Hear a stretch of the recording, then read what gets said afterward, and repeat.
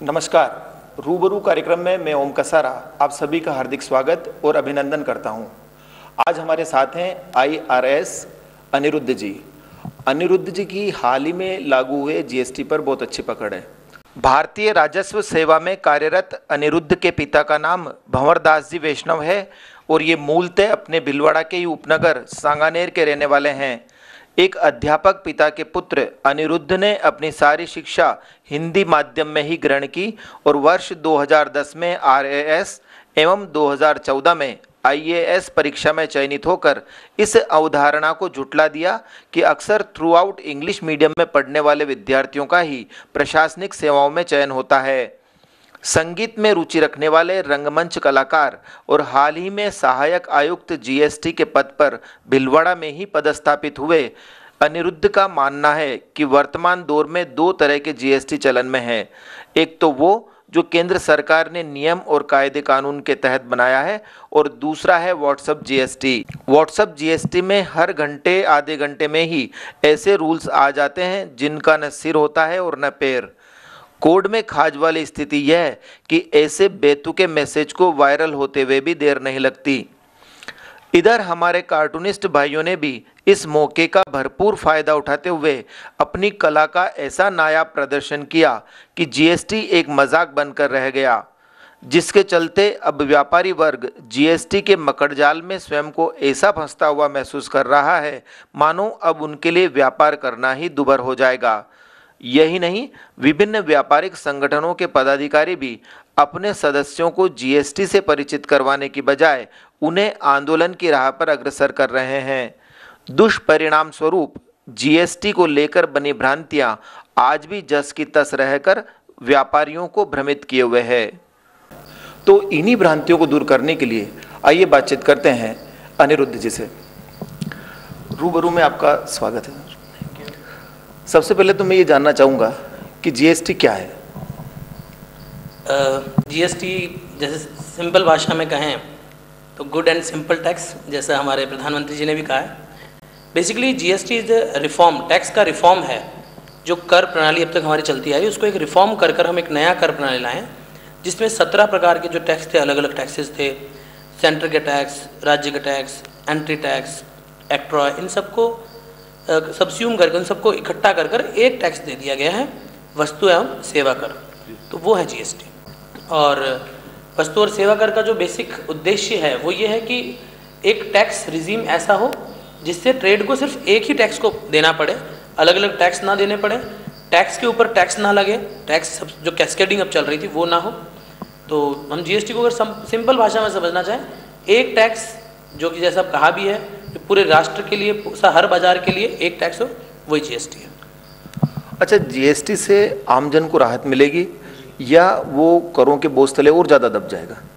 बिल्कुल ऐसा माना जा रहा है कि टैक्स की रेट बहुत ज़्यादा हो गई। जैसे 28% टैक्स को सुनकर ऐसा लगता है कि अब तक 28% टैक्स किसी भी चीज़ पे नहीं था, हम 28% टैक्स कैसे दे सकते हैं। तो मैं इसमें थोड़ा क्लियर करना चाहूँगा कि वैसे इनडायरेक्ट टैक्स का जो मतलब होता है, इनडायरेक्ट टैक्स जो होता है वो उसका अल्टीमेटली बोझ तो पड़ता है जो कंज्यूम कर रहा है, जो उसको उपभोग कर रहा है, उपभोक्ता पर टैक्स का वजन तो पड़ेगा। लेकिन टैक्स की जो रेट रखी गई है बहुत ही ज़्यादा रीजनेबल है, बहुत लॉजिकल है। 28% अगर टैक्स की चीज़ में कोई वस्तु आ रही तो सिर्फ वही चीज़ें आ रही हैं जो विलासिता की वस्तु है। जैसे ऐसी वस्तुएं जिनका प्रयोग छोटा आदमी, आम आदमी, बिल्कुल जो सरल, जिसको हम कह सकते हैं सरल भाषा में बिल्कुल आम आदमी, जो बिल्कुल ज़मीन से जुड़ा हुआ आदमी है, वो उसको प्रयोग नहीं करता है, वो विलासिता की वस्तु है, तो उस पर 28% टैक्स है। लेकिन वो टैक्स अगर हम पहले की रिजीम में देखें तो सेंट्रल एक्साइज टैक्स लग जाता था पहले, उसके बाद में उस पर सर्विस टैक्स अगर एप्लीकेबल तो सर्विस टैक्स लग जाता था, उसके बाद में वैट लग जाता था। तो वो सब मिला के मोटा मोटी 28% जो रेट रखी गई है उसके आसपास ही बैठता था। पर उससे फ़ायदा क्या होगा अब मैं वो बताता हूँ आपको पहले एक रिटर्न भरना पड़ता था सेंट्रल एक्साइज का, एक रिटर्न भरना पड़ता था सर्विस टैक्स का, एक वैट का रिटर्न भरना पड़ता था। इंटर स्टेट में अगर आप माल ला रहे हैं तो हो सकता है कि गुजरात में 20% टैक्स है और यहाँ 10% है, कहीं और जाए 25% है। तो एक कम्पिटिटिवनेस, जो अगर उपभोक्ता कहीं से भी माल खरीदे उसको एक जैसा माल मिले, वो नहीं हो पा रहा था। तो GST में सारी प्रॉब्लम खत्म हो जाएगी। एक जैसा टैक्स है, पूरे राष्ट्र में वही रेट रहेगी, वही चीज़ें लगेगी और आपको एक टैक्स देना है और एक ही अथॉरिटी को देना है, या तो आप स्टेट को देंगे या सेंटर को देंगे। तो इस तरह से कंज्यूमर पर जो टैक्स का वजन है वो बहुत धीरे धीरे करके नीचे आएगा, प्लस जो बिजनेसमैन है उसके लिए भी बहुत फैसिलिटी हो जाएगी। उसको भी ये ध्यान रहेगा कि मुझे एक ही अथॉरिटी को संपर्क करना है, एक ही व्यक्ति से संपर्क करना है। तो जीएसटी से व्यापार पर क्या प्रभाव पड़ेगा? जीएसटी से जो मेरा मानना है और सभी जो विद्वान अब तक इकोनॉमिस्ट हैं उनका मानना है, जीएसटी से बेसिकली फ़ायदा ये होगा कि व्यापारी को व्यापार करने में सुविधा हो जाएगी। 20 लाख तक का अगर आपका कोई टर्नओवर है तो आपको टैक्स का रजिस्ट्रेशन लेने की ज़रूरत ही नहीं है। 75 लाख में अगर आप जा रहे हैं, 20 से 75 लाख, तो आप कंपोजिशन स्कीम ले सकते हैं, जिसमें आपको कोई व्यापार में झंझट नहीं है, आपको ज़्यादा रिटर्न भरने, और आपको बस क्वार्टरली एक रिटर्न भरना है, और टैक्स की भी आपको कलेक्शन ना तो करना है ना जमा कराना है, आपको एक लेवी देनी है 1%। तो मेरा जहाँ तक अनुमान है, इससे जीएसटी से व्यापार बढ़ेगा और व्यापार को निश्चित रूप से बहुत फ़ायदा होगा। अच्छा, कंपोजिशन स्कीम की आपने भी चर्चा करी, तो कंपोजिशन स्कीम ये क्या है? जीएसटी में कंपोजिशन स्कीम छोटे व्यापारियों की सुविधा के लिए लाई गई है। उसमें 20 लाख से लेकर अगर 75 लाख तक का आपका टर्नओवर है और आप सर्विसेज नहीं देते हैं, सिवाय रेस्टोरेंट को इसमें एक अपवाद मानकर रेस्टोरेंट वालों के लिए कंपोजिशन स्कीम चालू की गई। अगर आप सर्विसेज नहीं देते हैं तो आप कंपोजिशन स्कीम अपना सकते हैं, जिसमें आपको टैक्स ना देना है ना लेना है, सिर्फ एक लेवी है जो कंपोजिशन लेवी है, उसका जीएसटी की रेट्स जो है 5, 12, 18 उनसे कोई लेना देना नहीं है। लेकिन आपको सिर्फ बिल ऑफ सप्लाई इशू करना है। आपको, मैं थोड़ा टेक्निकल टर्म का मुझे यूज़ करना पड़ेगा, आपको बिल ऑफ सप्लाई इशू करना है। आप टैक्स इनवॉइस का इशू नहीं कर सकते। अगर आप ट्रेडर हैं तो 1%, मैन्युफैक्चरर हैं तो 2%, और रेस्टोरेंट अगर आप हैं तो 5%। आपको इस तरह से टैक्स स्लैब में टैक्स देना है। आप 3 महीने में एक रिटर्न भरेंगे क्वार्टरली, और GSTR 4 आपको भरना होगा। आपको सारे इन्वॉइसेज, जैसे GSTR 1, 2 में इन्वॉइसेज चढ़ाने हैं, वो इसमें चढ़ाने की ज़रूरत नहीं पड़ेगी। तो कंपोजिशन स्कीम बेसिकली जो छोटे व्यापारी हैं, आज कोई किराने का छोटा व्यापारी है, उसको लगता है मुझे इतना झंझट नहीं पालना है, मैं क्यों इतने रिटर्न भरूँ, क्यों ऐसा करूँ, तो आपको एक सुविधा दी गई है। वो छोटे व्यापारियों के लिए बहुत अच्छा है।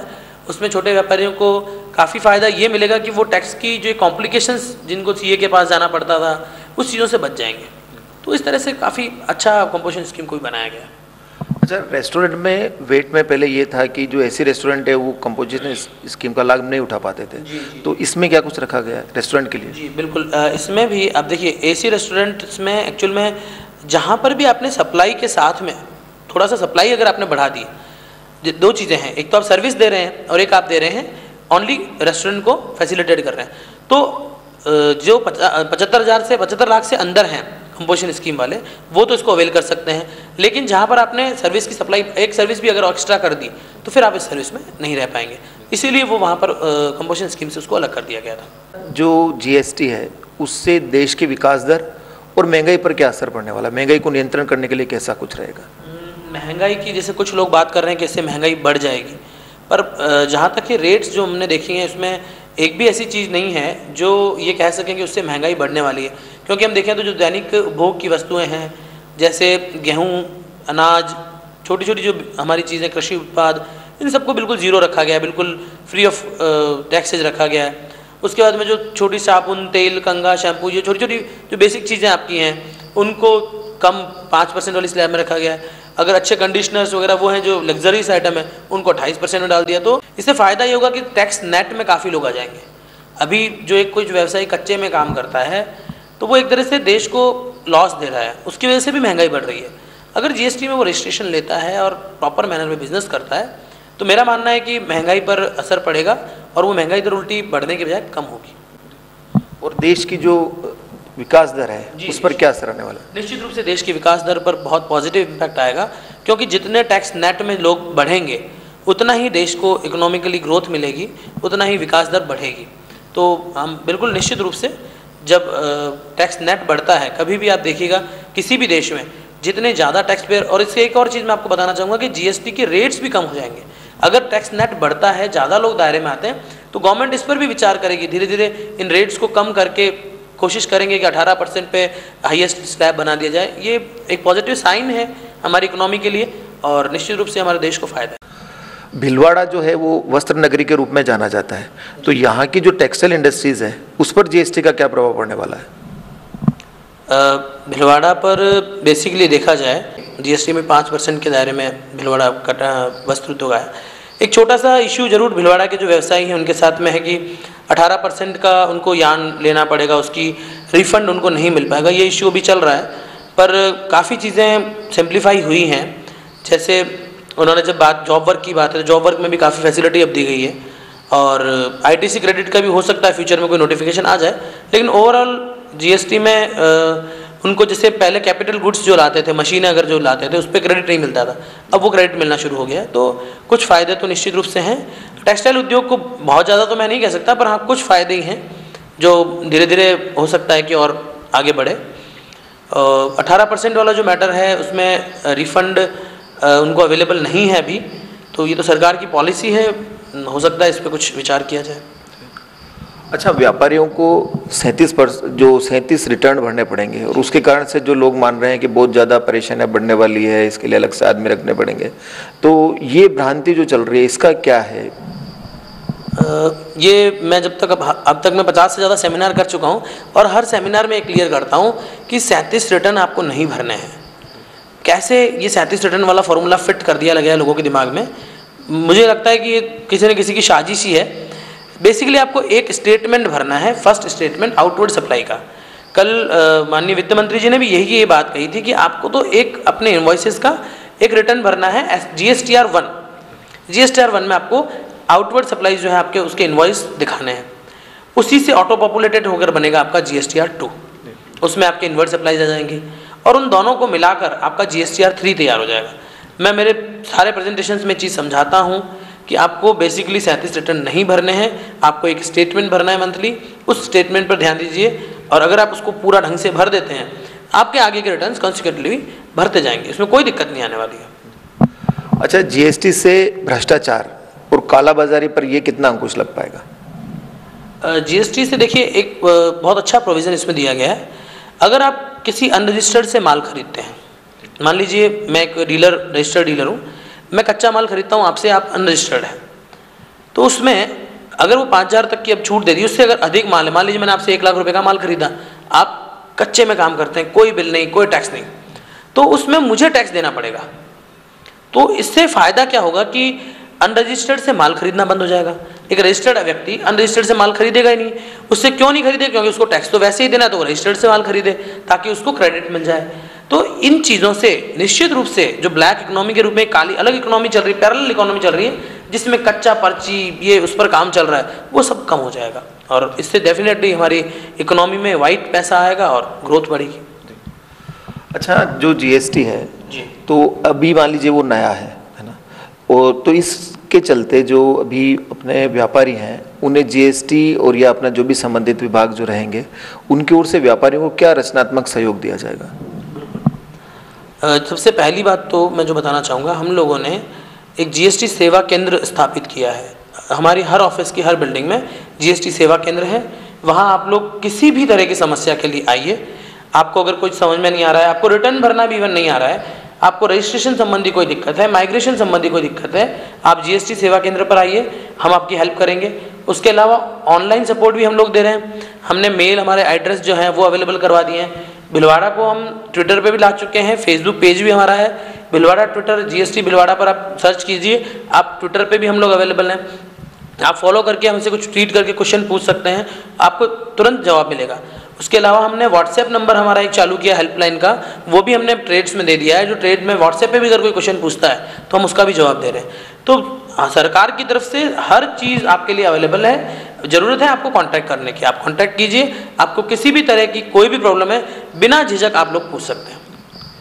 अच्छा, पेट्रोल और डीजल को इस जीएसटी के दायरे में क्यों नहीं रखा गया? जी, बेसिकली पेट्रोल और डीजल जो है वो जीएसटी के दायरे में नहीं रखने का रीज़न जो है वो गवर्नमेंट की पॉलिसी रही है। क्योंकि जीएसटी में जो रेट्स हैं, टैक्स स्लैब्स जो हैं, वो स्टेट वाइज जो रखी गई हैं कि state with in the state SGST, CGST लगेगा, आईजीएसटी जो है वो इंटर स्टेट सप्लाई पर लगेगा। पर पेट्रोल और डीजल का जो रेवेन्यू है वो पूरा सेंट्रल गवर्नमेंट के पास ही रहेगा, अभी भी रहता है। और पेट्रोल और डीजल जिसको हम कह सकते हैं कि उनका जो इम्पैक्ट है वो ओवरऑल सभी चीज़ों पर पड़ता है।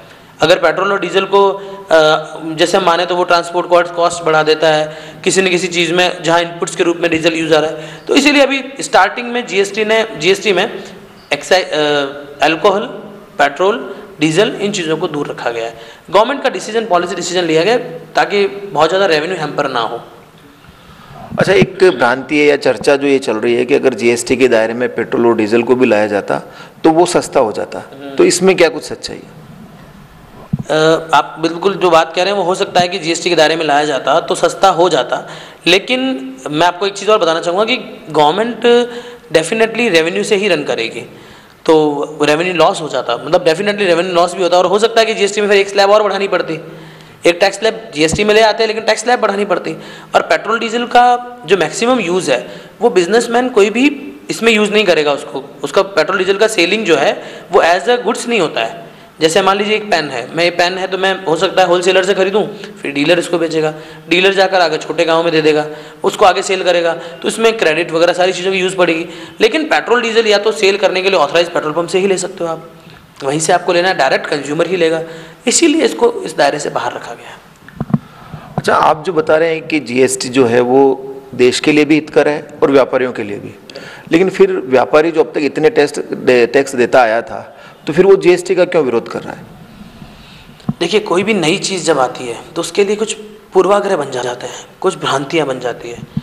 जो मेरा मानना है कि जो विरोध वास्तव में जो विरोध कर रहे हैं वो लोग तो वो विरोध कर रहे हैं जो अब तक टैक्स नहीं देते थे।